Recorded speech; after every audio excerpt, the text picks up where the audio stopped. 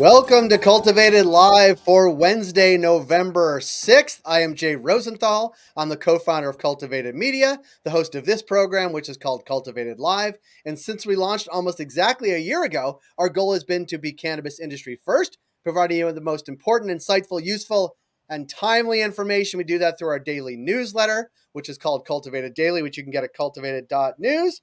We do that through this daily live stream, which is called Cultivated Live, which you are watching today either on LinkedIn, YouTube, Jeremy's Twitter feed, and I would encourage you to follow us on all those places and get our newsletter in your inbox every morning because it has the most important information you need to know to start your day, especially if you are a cannabis professional. And today is a morning we're going to be talking about yesterday's election and what it means for the cannabis industry. I'm joined by my co-founder and our editor-in-chief, Jeremy Burke. Jeremy, welcome. Good to be here, Jay. Interesting morning, but good to be here with you both nonetheless. Yeah. You don't have to say that. And we're also here with David Culver from the US Cannabis Council. David, thank you for joining us after a late, maybe sleepless night. Great to be with you both. You don't have to say that either. That's fine.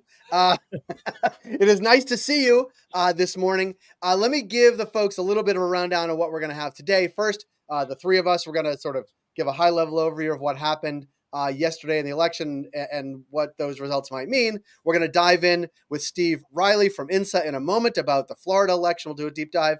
And then we'll have, last but not least, we'll have Jason Tarasek from Vicente come on to talk about North Dakota, South Dakota, Nebraska, all three of which had elections. We'll also touch on Minnesota, which will be the next state to go live with adult use. We'll ask Jason when that's going to happen, but that's sort of the rundown of this show.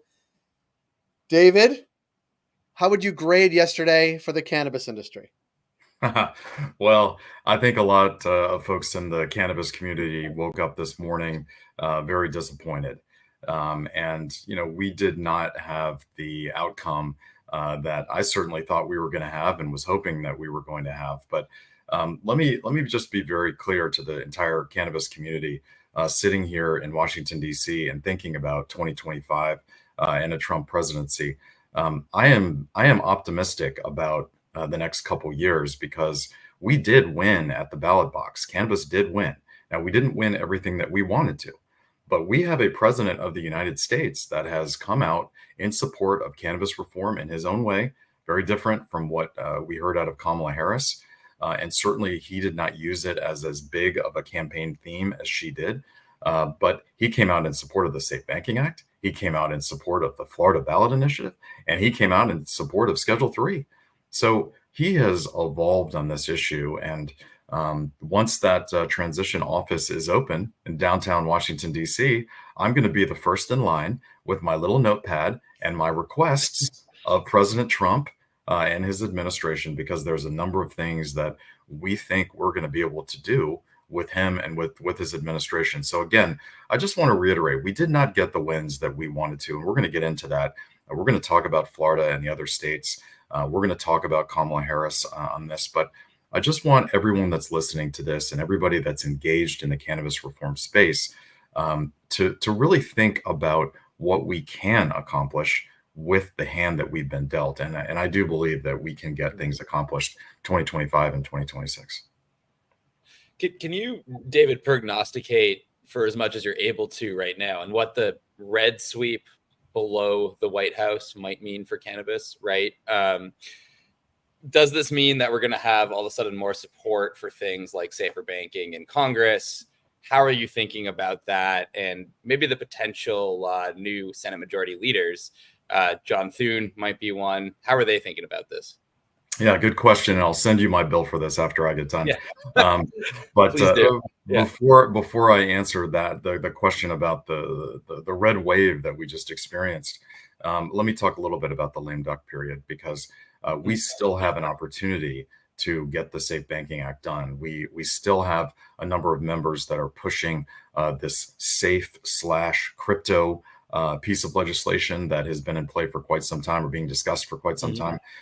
There is some folks that feel that because the Democrats have lost the Senate, they are going to be more inclined to try to push this through before the end of the year. But I've been saying to folks for the last couple of weeks that the speaker is going to have a very difficult time getting the must-pass legislation done. So anything that's above and beyond that is going to be difficult. So we're going to do all of our good spade work in Washington, D.C. in November and December. We're going to push really hard to get this done. We have some political activations that we're going to be running at some of the trade shows later this year. So for those of you that have not engaged politically, go check out the USCC website, uscc.org, and learn how you can engage, because we have a big activation that will be going on. So that's number one. Number two is when you think about this sweep, and they haven't called the House yet, but we are going to see a Republican in the White House. We are going to see a Republican Senate, which they've already called, and we are going to see a Republican House of Representatives. And again, they will call that at some point later this week, but that's what we're going to have. So what this means is that we are going to have to come at Congress with a bit of a scalpel approach, and we're going to have to use the White House, the power of the White House and the power of President Trump in order to get a couple things done. Now, this is me really getting in the weeds, and it's a little too early to be talking about the budget reconciliation process, but I'm going to go there, Jay, because this is exciting stuff for those in the cannabis community. This is what they're going to do. And when you have a party that is in complete control, White House, House, and Senate, they are going to use the budget reconciliation process in order to advance their tax agenda. And this is a tried and true tactic that has been used many, many times. My former boss in the Senate was not once but twice the deciding vote on this. And it's key because you only need 51 votes in order to get it done. So what are we going to do? We're going to press the White House to embrace 280E reform. We're going to press on those in Congress to include 280E reform in their package. So that's just one example of something that we're going to be able to do. But the word that I'm going to be talking a lot about over the next 2 years is incremental reform. And I think that's going to be the play. We also will be pushing safe banking if we do not get it done during this period, and during the lame duck period. We're going to be using the president's former comments. We're going to hold his feet to the fire on this and hopefully get him to not only support the tax relief that we'll be pressing for through budget reconciliation, but also the Safe Banking Act if we need to. So the third thing that we'll be doing, of course, with the White House is asking for a COLE 2.0. And something that's much more significant than we saw previously. There's a number of things that they could do that would provide additional safe harbor. So those are all the things that I think that are going to be in play. So again, our folks like John Thune from South Dakota, who will probably be the leader of the US Senate, is he a cannabis reformer? Is he in support of cannabis reform? No, he's not. But if we do have the president on our side on some of this stuff, if we do come at it with a scalpel and we do try to advance incremental reform, then I think we have a play. David, one more question before we sort of start in specific state races. And this is more macro and maybe longer term and not specific to any piece of legislation or budget reconciliation, which I can't wait for the cannabis industry to start becoming expert on. But the idea that cannabis was front and center in almost since the current president, State of the Union, whatever it was in March, it's been almost a weekly occurrence where some candidate or someone on the national stage has actually mentioned cannabis reform. Like, if you had just taken that and said, look, in 2020, look back 5 years and say, look, in 5 years, both candidates at the top of the ticket will be talking about cannabis reform. That seems like a major change. It feels like a gut punch today, but it seems like there is, when we look back in the history, there's going to be this moment where some tide has turned about high-profile candidates when they talk about cannabis, and they don't bash against it, the governor of Florida notwithstanding. But like, do you think when we zoom out and have a deep breath that this will be a moment in the industry that we'll look back on as a pretty favorable one in the 2024 election? Yeah, absolutely. Cannabis is 100% a winner at the ballot box. I've been saying this for years and years and years. We are going to talk about Florida, and even though Florida lost, Florida won, because the messaging resonated in the states. In that state, it's going to resonate in the South. We're going to be able to use it going forward. And in any other normal situation, it would have been a winner. It's, it almost hit 60% is a really high threshold to hit. So I think that we're going to look back we're going to continue to see cannabis as a winner at the ballot box. And then in terms of the presidential, we had both the President Trump and Vice President Harris embracing cannabis, significant cannabis reform, and that is historic. And this is going to be the moment, I think, that really changes the tide politically for Republicans when we get President Trump, and I hope that we can. to embrace the incremental reform measures that I outlined earlier. And the other thing to mention, Jay, that I think is going to be pivotal here is that when we get cannabis to Schedule 3, this is going to make it a lot easier for Republicans to work on cannabis reform issues. I can't tell you how many offices or members have said to me, I'm not comfortable working on cannabis reform issues with you while it's sitting next to heroin. I can't do that. But if it's sitting next to Tylenol with codeine, come back and see me and we can have a different conversation. That, coupled with the president pushing for reform measures, I think is going to be a winning ticket for us next year. Yeah. I want to bring on Steve Reilly, who heads up government affairs for Insa. Steve, thank you for joining us this morning. You were on a couple weeks ago. We talked about Florida and other states too, but specifically about Florida. How was it watching those returns come in, and sort of what's your take this morning? Well, it was unfortunate to watch the returns come in. We had hoped for a better result. I mean, I think we had a lot of positive things that were going on there in Florida, but certainly, it was going to be a very close race in any event. Unfortunately, I think the ballot question underperformed a little from what we expected, certainly even below the margin of error, which was a bit of a surprise. But I think if you look across Florida, that was a fairly consistent result, not just with our ballot question, but with a number of others, and then also some races in that state. So, looking at it, I guess this morning, not unsurprising, just given the other results that we saw and probably who turned out to vote. But we thought a lot of positive things happened through the race, and we're going to continue to work on the medical side of things in Florida and be optimistic that at some point we're going to see another adult use initiative in the future. I think it's something that we'll probably be discussing as an industry. It's a little early, just given that yesterday's vote took place, but those will be discussions that we have going forward, sort of where we go from here. Absolutely. Yeah, Steve, given that it's pretty early to diagnose the reasons why it didn't hit the 60% threshold, I just want to get a sense, do you find, and is the Florida cannabis community saying that perhaps DeSantis's messaging and the Florida State Republican Party messaging was more effective on this issue than maybe we all thought? Yeah, I mean, it definitely was. I mean, we believed that it was effective leading into the election. So, it was making an impact. I think it was difficult to quantify exactly what the impact was going to be, but our numbers were showing that it was making an impact. So I think that's part of it.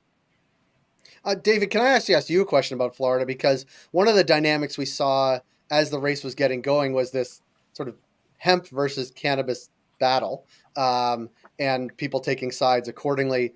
Like, in your view from DC, like, is this something that needs to be wrestled with either legislatively or regulatorily or industry wise? Like, it's not particularly helpful when you have hemp and cannabis fighting each other at the ballot and funding both sides of an initiative. No, that actually made absolutely no sense to me whatsoever, given what the governor was trying to do or not allow. And I think that in terms of the discussions that are going on, this cannabis versus hemp narrative that we're seeing in the media is really not as strong as the media is portraying it. And I would urge everybody that is, a responsible actor in both spaces, that it's time for us to come together and find a common sense solution to this. We're all advocating for the same thing. We don't want to see adulterated product. We don't want to see products that are advertised and marketed to kids and kids with easy access, products that are not age gated. So, these are all things that all the responsible actors are talking about. We're going to see an effort in 2025 on Capitol Hill to try to find solution to this. And of course, there's going to be a number of efforts in the states also that try to figure out a policy solution. Given the lack of given the void federally in terms of regulation. So we've got a divided Congress on the issue right now. We have a divided industry right now, and that is not a good place for anybody to be if you want to see progress. So we're going to have to sit down. We're going to have to figure out, again, that common sense policy solution. But let me just add to what Steve also said about the governor. He's very popular in the state of Florida, and people like the way that he has governed. On the national stage, he's I think had a number of missteps, but in terms of what he's done in Florida, he's really popular. So he was an incredibly difficult foe to have. And yet this initiative still got almost 60%, and the messaging on it absolutely worked. So this is the type of messaging that I think we want to take to other states in the South. And I also think it's what we're going to need to build on with President Trump when we start talking to him about additional reform measures next year. Yeah. Steve, when we talked a few weeks ago, we talked about operating in the short term, planning for the long term with tons of unknowns in front of us. I assume that is still the game plan, but like, how do you know, does it get more difficult? Do you just keep your head down? Like, do you think this has resonance outside of Florida, either positively because it did get a lot of votes, or negatively because it failed? Like, how do you sort of plan around that as the days and weeks unfold? I think Florida was a bit of a unique circumstance. I mean, we saw fierce opposition in Florida that we haven't really seen in other states, and you had a very popular governor. That was really pulling out all the stops that he could to lean on against the question. So I think it's a little different than some other states.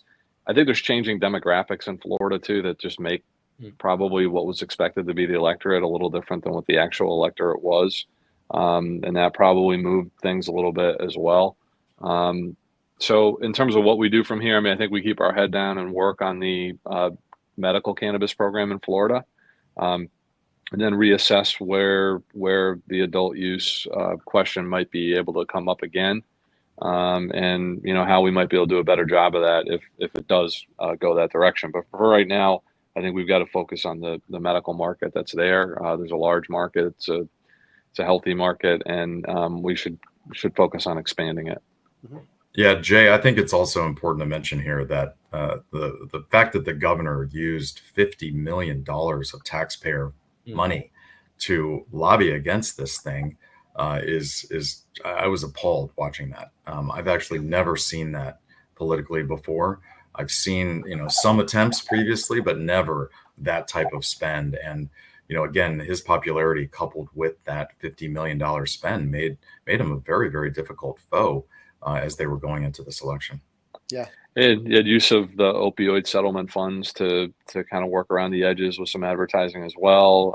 I mean, I had a message from my brother election day, or it was maybe the day before the election. He's a patient in Florida, and he said, "Hey, they got all the doctors messaging the patients to vote no on 3." And that was an interesting message to get from him. So, I mean, they ran a good campaign. They were well funded. They, as I said earlier, they didn't pull out. They pulled out all the stops. So, I mean, they brought everything that they could, and we were hopeful for a better result. But I think we had good messaging, and we put up a good fight on it. So, in terms, I'll address this question to both of you, David and Steve. In terms of drawing broader lessons from Florida, given that it's early, 55% of Floridians still voted for legalization, 56%. That's still a majority of Floridians. But the attack line, that DeSantis used seemed to resonate. That, that Trulieve would be handed this monopoly. That this is a corporate vision of cannabis legalization. Is it too early to draw these lessons that maybe that vision didn't land with voters and that the legislature would need to think otherwise? Or was this a referendum on the project of legalization itself? How are you both thinking about that? Maybe Steve first. I mean, at this point, I'm not sure if that was a driver of this. I'd be interested. I'm expecting at some point we'll have a post-election call with the campaign and discuss like what might have happened. But at this point, like I think it's, for me, premature to kind of say anything. Well, Jeremy, this is certainly what the media is reporting on. They're arguing that did work, and that this idea that this is a corporate takeover in the state is something that did resonate with some voters. But I have to applaud everybody on the campaign again for coming up with this, not only the name of the campaign, but this public safety message that they put forward, because it's a new tactic for us. And it did resonate in the state of Florida with voters. It's going to resonate in the South with other states, southern states that have lagged behind the rest of the country. And I think it's going to resonate very much with the White House. So you want to get all this under control. You want to get rid of the illicit market. You want to deal with the odor of cannabis. You want to deal with these intoxicating hemp products that are causing problems, that are not age gated or not tested, et cetera. Well, the way to do it is through federal regulation. And this is a public safety thing that they could embrace. And I think that will resonate with Republicans across the country. Yeah. Thank you. Thank you, Steve, for sharing insight the morning after. We look forward to connecting with you as time moves on about sort of how Florida's going, but also next steps down there on the legalization front, potentially over the next couple of weeks. We'll see you in a variety of places. But thanks so much, Steve. Yep, We're going to let you thank you, go. guys. Appreciate with it. your day. Thanks for making time. Thanks, guys. See We're going to bring up Jason Tarasek, who is our expert. He's based in Minnesota, but we want to check in with him about South Dakota, North Dakota, and even Nebraska, Jason, because we had some elections yesterday. Yeah, we did. It's an interesting morning. The ballot measures failed, unfortunately, in North Dakota and South Dakota. And in South Dakota, it failed sort of abysmally. And it's unfortunate, I think, because if you recall, the voters approved an adult use measure in South Dakota several years ago. It was overturned in the courts. Led by the governor, yes? Well, we're not going to get into that. Oh, I'm sorry, we're not? Okay, sorry. And I think, because of that, the Marijuana Policy Project and Matt Schweik, thought that they could run this back and get it done, but it's failed twice in a row now. And I imagine that they've lost a lot of the air in their sails that they were hoping for. Like in Florida, you had some powerful interests opposing this. In South Dakota, you had the Catholic Church in particular come out in opposition to recreational cannabis. The diocese and Sioux Falls and Rapid City issued a statement against it. The Republicans in South Dakota were staunchly against it. And you may have had a bit of voter fatigue, because this was the third time they're taking a run at this. And it's really unfortunate because I have clients in the medical cannabis space in South Dakota who launched into that space when adult use was legal. And then the courts reversed that and it really upended their whole business model because as you all know, the medical cannabis market simply isn't as big as the adult use cannabis market. So there are a lot of companies struggling there, and it'll be interesting to see how they sort of scramble to survive. I think some of them may look to Minnesota and our adult use cannabis market coming online. It's a border state, of course. And, I think some of those businesses in South Dakota may take a look at Minnesota and expand here. Yeah. North Dakota, it was closer. My data shows it only lost by 5 points, but it did lose again. That's the third loss in a row in North Dakota. And again, they were met with some powerful forces in opposition. The medical community came out against, law enforcement came out against, citing public health concerns. And, I think in both North Dakota and South Dakota, sort of the children argument was pushed. And of course, we all know that teen use goes down when you see adult use cannabis legalized. So, that flies in the face of facts and data, but it is emotionally persuasive. And that seems to have carried the day in the Dakotas. And touch on Nebraska, because there were measures on the ballot, but they're also being challenged in court on the signatures that got those on the ballot. What is the latest from Nebraska? Yeah, so that's a bit of a ray of sunshine, I suppose. The Nebraska medical cannabis measure did pass, but it is getting challenged in the courts, and particularly the validity of some signatures are being challenged. That has been gone through a 4-day trial, and the judge has, I think, a couple, well, I don't know if she necessarily has a deadline, but her ruling is expected in the next few weeks as to whether that challenge will prevail. But the voters have spoken in Nebraska. They want medical cannabis, and I would hope that the will of the people is upheld in Nebraska. Jason, I'm going to ask you the question first, and that is, yes, North Dakota and South Dakota have had ballot measures before, some successful, most not successful, but then the future holds where their border state of Minnesota, the biggest state that they border, is about to be legal and about to have adult use legal cannabis.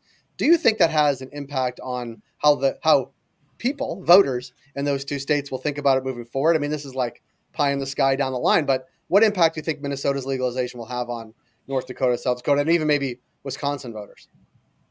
Yeah, I got to believe, and I'd be interested in David's thoughts on this too, but I think anytime a state legalizes adult use cannabis, the stigma falls away very quickly in that state. And I imagine that has a ripple effect on the border states where all the sort of parade of horribles doesn't emerge, and in fact, if you regulate it, treat it like alcohol, really, that is in the interest of public health. And I'm hopeful that the Dakotas will see, as Minnesota launches its very responsible program, that perhaps they should take another look at this. Because yes, Minnesota is on the cusp of opening adult use dispensaries, perhaps as soon as next spring. Of course, it's taking longer than we hope, but we're waiting on the social equity lottery to be conducted. Our Office of Cannabis Management has assured us that lottery will be conducted by the end of this year. Some of us are hearing rumors it may be conducted prior to Thanksgiving, which would be lovely. Those pre-approvals for licenses are not operational, however, until our state finishes the rules and regulations that are going to guide our industry. And that's predicted to happen early 2025, perhaps January, maybe more like February. And then you actually may see some dispensaries opening. Okay. David, I guess the same question about sort of the ripple effect state to state, but also the influx of, or the outflow of tax dollars from non-legal states to legal states. I know that that's played a part in New Hampshire, which is also has a new governor coming in. But talk about sort of the impact you think of bordering states legalizing when neighboring states don't. Yeah, I think Jason laid it out perfectly. I mean, there absolutely is a regional effect when a state does legalize either medical or adult use. And I was remembering back to 2020, talking to the media after Election Day and saying that, there was a number of winners on Election Day, Joe Biden and cannabis being the top two. And I picked on South Dakota because that region had not developed yet for us, certainly lagging behind the rest of the country. And that didn't turn out the way we were expecting it to in 2020, but it certainly I thought was going to be impactful in terms of that region.